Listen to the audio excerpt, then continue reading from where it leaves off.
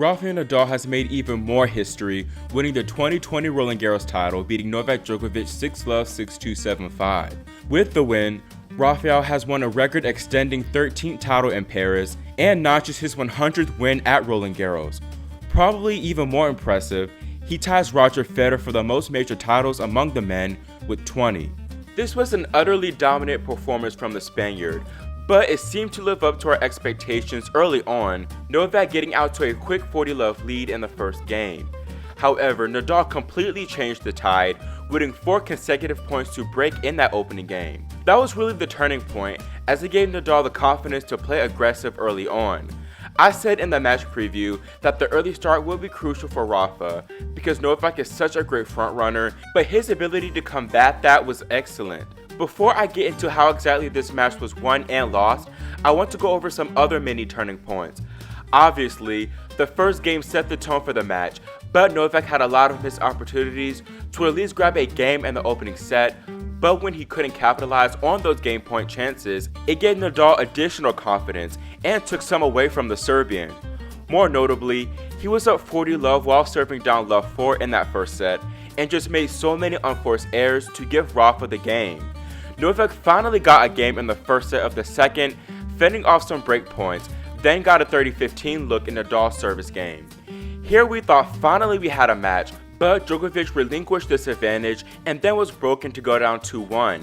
In that 1-all game prior to going down 2-1, Djokovic could have won it, but some poor shot selection and great play from Rafa prevented this from happening. Just overall, patchy and inconsistent play told the story for much of this match, as Nole just didn't apply much scoreboard pressure to Nadal and didn't have much momentum himself.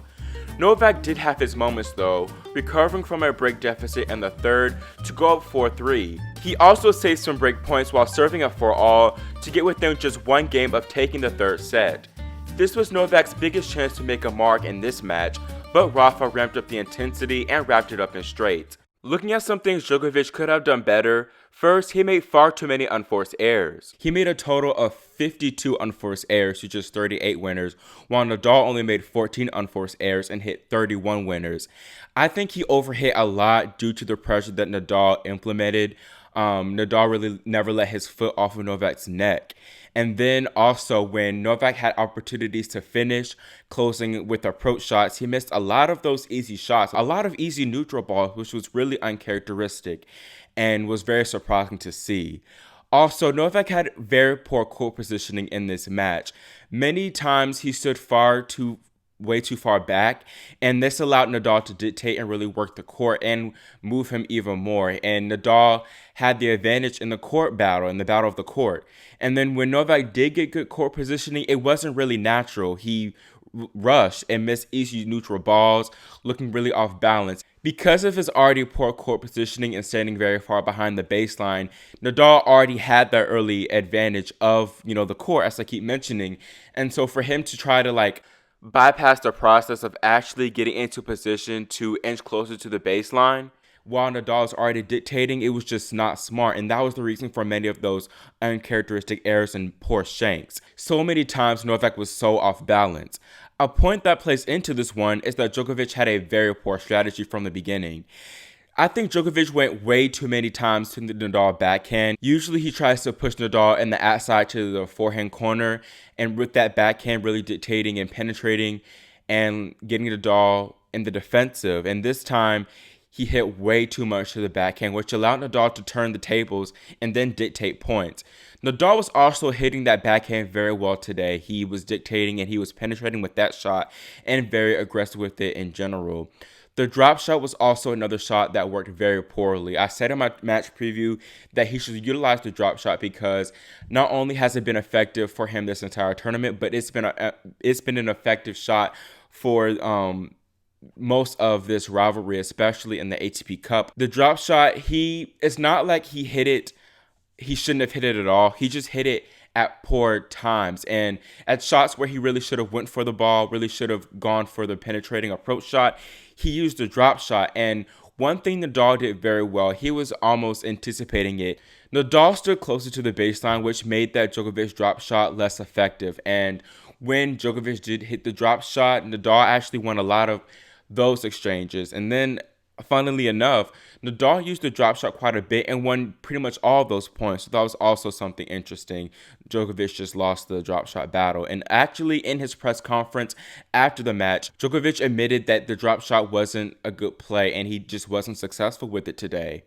The fourth key is that Novak had a very poor return day. Djokovic is the greatest returner of all time, and I expected him to provide much more pushback than he did with Rafa's service game, but he was really the inferior returner this day, which was really surprising. He only won 33% of his receiving points to Nadal's 51%. Rafa's strong serving was a contributor to this, but Djokovic was just off on this return aspects of it. He missed so many returns in general. Also, he could have had a more aggressive return to serve position, especially on Nadal's second serve, but was a bit passive on that area. The fifth and final key is that Djokovic just had a passive mentality in general.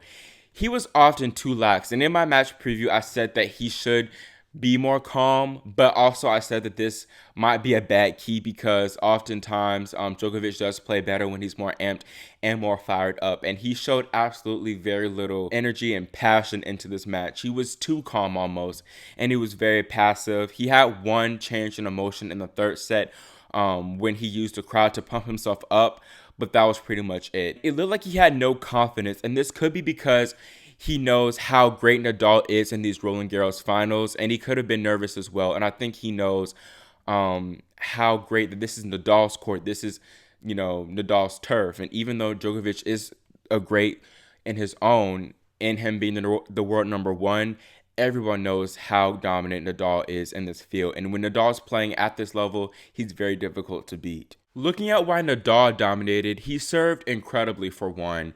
He was solid on his first serve. He had a good first serve percentage. But more importantly, the second serve was incredible as well.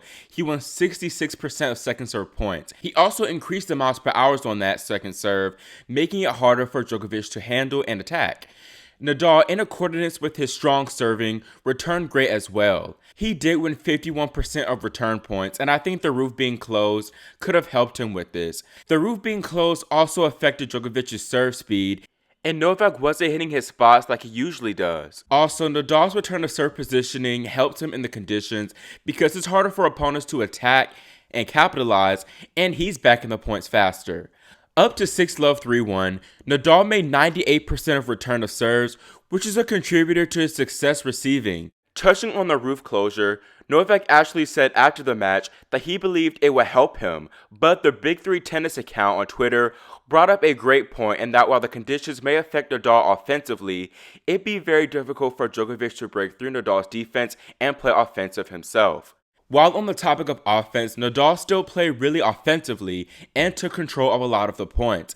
This is pretty self-explanatory. Nadal hit the ball with much more conviction, and he made a greater effort to step into the court and hug that baseline more. Like in Rome in the 2019 final, he was in control of much of the rallies, and he put Djokovic on the defensive a lot. Part of why Nadal did this so well was his change in strategy.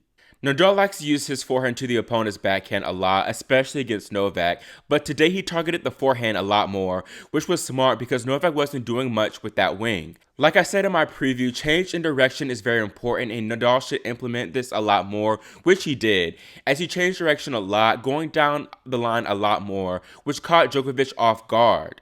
The last thing Nadal did well here was smother Novak. He let Djokovic know from the very start that this was going to be a great battle, and I think as a result, Djokovic kind of backed off and had a change in mentality and attitude and wasn't as involved in the match. Nadal could have won even more decisively as he was in literally every last one of Djokovic's service games. For example, as I mentioned earlier, in the first game of the second set, he had 2 break points being up 40-15, but he didn't capitalize, quite frankly enough, on a lot of opportunities.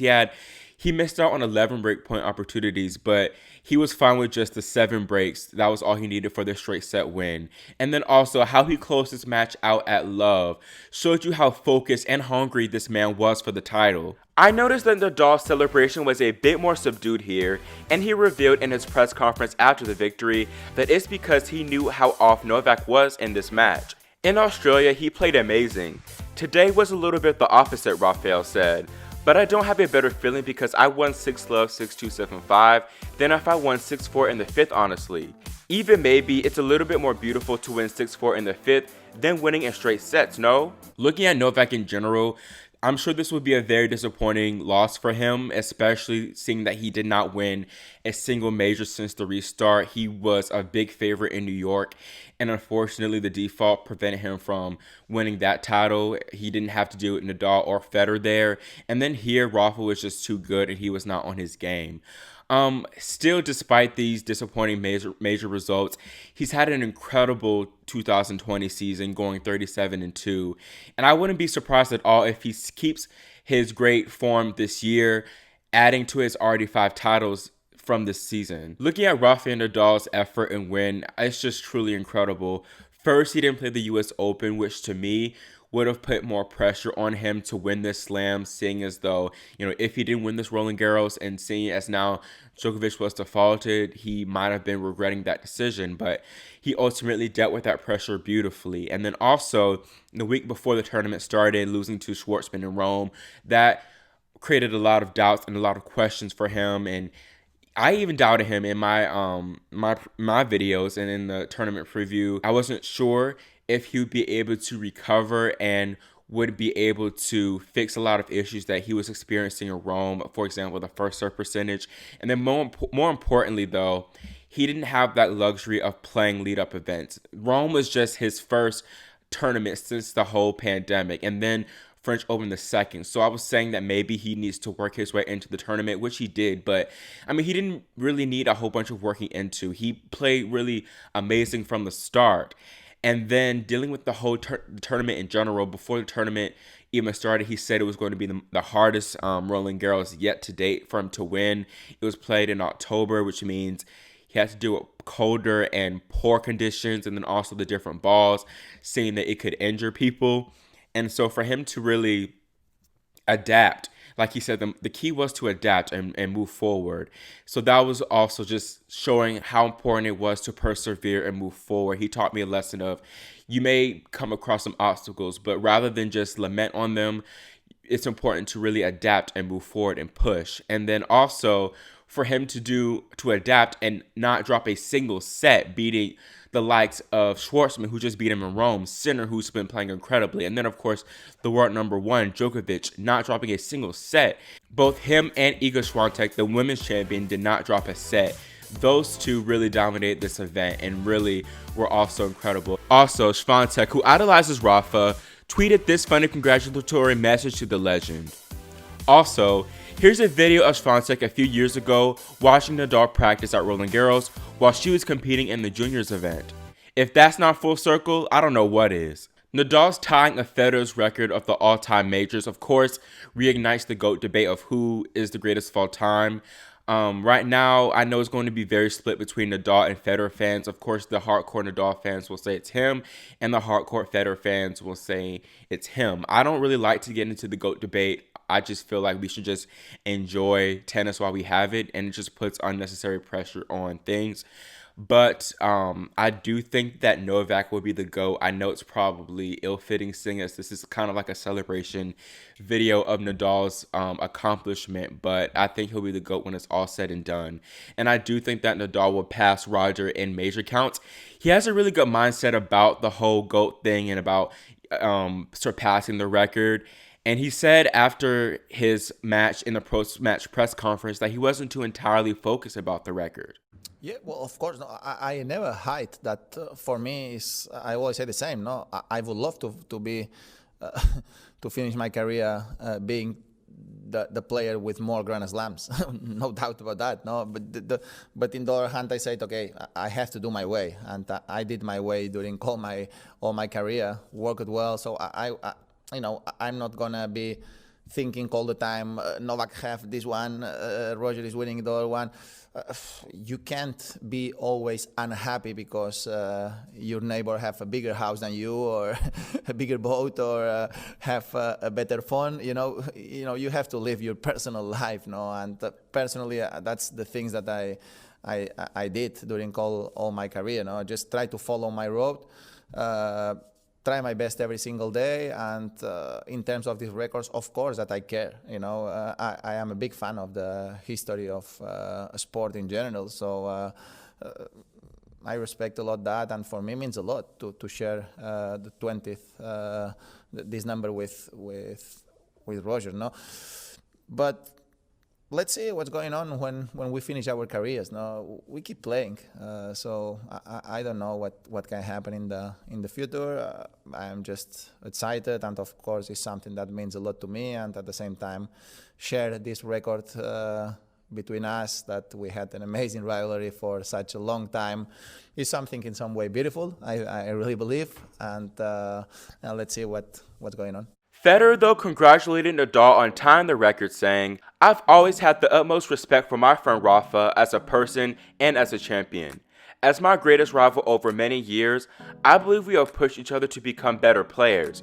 Therefore, it is a true honor for me to congratulate him on his 20th Grand Slam victory.